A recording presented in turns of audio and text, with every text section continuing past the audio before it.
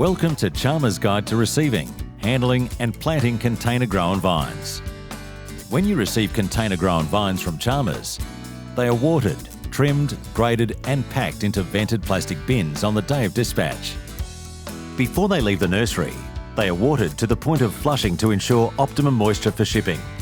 If you are picking the vines up from a depot and you don't have a covered trailer, you'll need to make sure the vines are protected from the wind with something like a pallet across the top of the bin. Just the top bin if they are stacked too high. Definitely do not use something like plastic, as the vines must be able to breathe.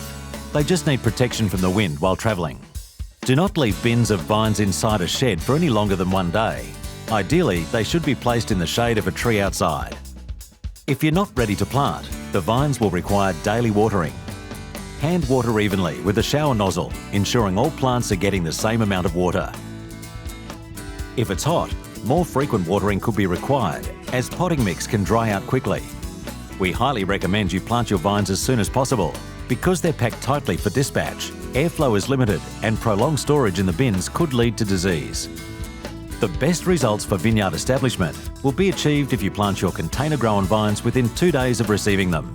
When it comes to planting your vines, Chalmers always recommend planting with a water jet, creating a slurry to insert the vine into. Plant into a clean, friable vine line, which has preferably been irrigated in advance to make the water jetting easier. This also prevents surrounding dry soil from wicking out the moisture around the newly planted vine. Your vines have been trimmed multiple times in their growing process and do not require any further trimming prior to planting. We suggest you take the bin to the field and plant directly from the bin to avoid double handling. When removing the vines from the bin, do not remove the vine from the pot. The pot needs to stay intact and roots must remain undisturbed during the planting process. Please ensure that the vines are not pulled out of the bin by the stem.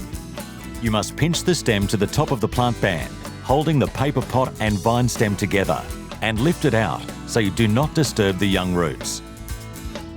We suggest you have a dedicated person to remove the vines one at a time from the bin and hand them to the planter.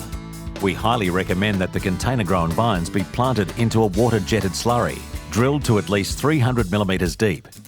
Ensure the spray tank you are using to supply the water jet is thoroughly cleansed of any chemical residue, and add 1 litre of seaweed solution per 1,000 litres of water. The planter must place his hand under the pot and carry it to the full depth into the slurry to enable 25 to 40mm of soil to cover the top of the pot.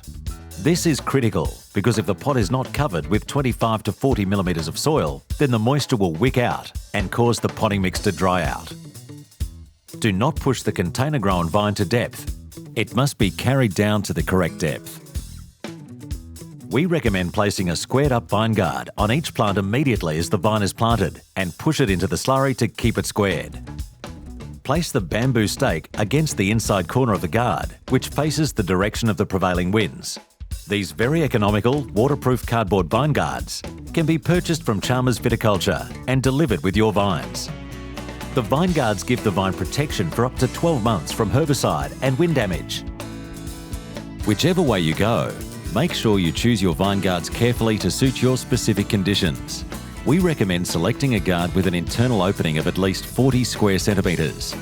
Some types, particularly plastic tubing styles, can restrict airflow and trap excessive heat, which can be detrimental or fatal to young vines in hot conditions. The bamboo stake can be attached to the cordon wire and used for training the vine to the wire.